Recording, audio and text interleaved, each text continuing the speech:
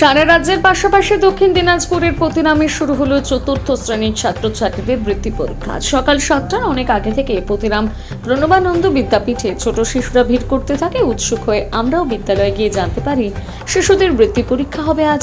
প্রত্যেকের উৎসাহ ছিল চোখে পড়ার মতন। সকালে ঘুম ভেঙে সোজা অন্য একটা স্কুলে গিয়ে পরীক্ষা দেবার প্রথম অনুভূতি তাদের।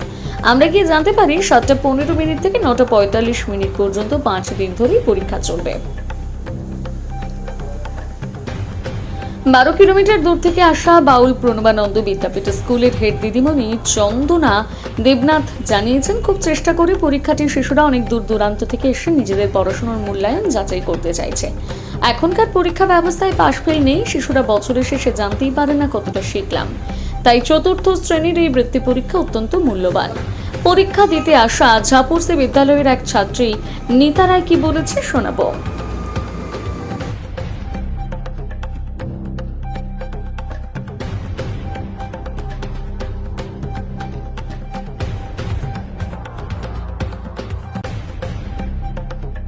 সকাল থেকে দেখছি প্রতিরাম প্রণবানন্দ স্কুলে পরীক্ষা চলছে।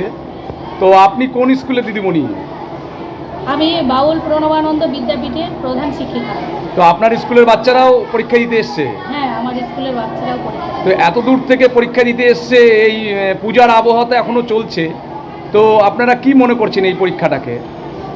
এটার মাধ্যমে বাচ্চাদের একটা অভিজ্ঞতা বাড়বে, তার কারণ তাদের কতটা শুধু তো শিক্ষা স্কুলের মধ্যে সীমাবদ্ধ থাকা উচিত নয়, এবং তাদের কতটা অভিজ্ঞতা আছে অন্যান্য 8-10টা স্কুলের সঙ্গে তাদের তুলনা করতে পারবে, কতটা তারা দক্ষতা সম্পন্ন হয়েছে, তাদের পড়াশোনার কতটা তারা পড়তে পারছে অন্যান্য বাচ্চার সঙ্গে। তাদের পরীক্ষার ফলাফল দেখে তারা বুঝতে পারবে যে আমি কতটা পেরেছি, তারা কতটা পেরেছে, ভালো মন্দের বিচারটা ওদের আসবে। আগে তো আমরা শুনেছি প্রাথমিকে পাশ ফেল প্রথা নেই, তো এখন হচ্ছে এই পরীক্ষার মাধ্যমে তাদের যে নির্ধারণ করা যে কতটা শিখলাম, কতটা জানলাম, এটাই ঠিক হবে আপনারা মনে করছেন? হ্যাঁ, অবশ্যই।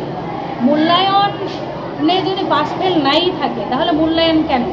তারা ভালো মন্দ যে আমি পারিনি বলেই আমি সেটা ফেল করেছি, আর পেরেছি মানে আমি পাস করেছি। আর যারা এই যে পাস ফেল কথা উঠে যাওয়ার ফলে তাদের একটা পরিমোশী ভাব চলে আসে যে আমি পড়লেও পাস করবো, না পড়লেও পাস করবো। তো এই পরীক্ষার মাধ্যমে তাদের মধ্যে একটা অতিরিক্ত সচেতনতা থাকে যে আমাকে পাস করতেই হবে, আর পড়াশোনার প্রতি একটা আগ্রহ ওদের থাকবে। আপনার নাম? আমার নাম চন্দনা দেবনাথ। আচ্ছা।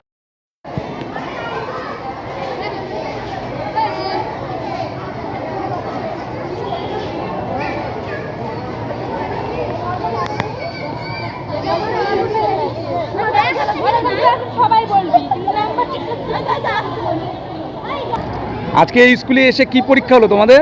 বাংলা বৃত্তি পরীক্ষার বাংলা পরীক্ষা। হ্যাঁ, কেমন হয়েছে তোমার পরীক্ষা? ভালো। প্রশ্নপত্র ভালো এসছে?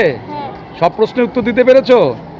কি নাম তোমার? নিতা রায়, কোন স্কুলে পড়ো তুমি? ঝাপসি প্রাথমিক বিদ্যালয়। আচ্ছা, ঠিক।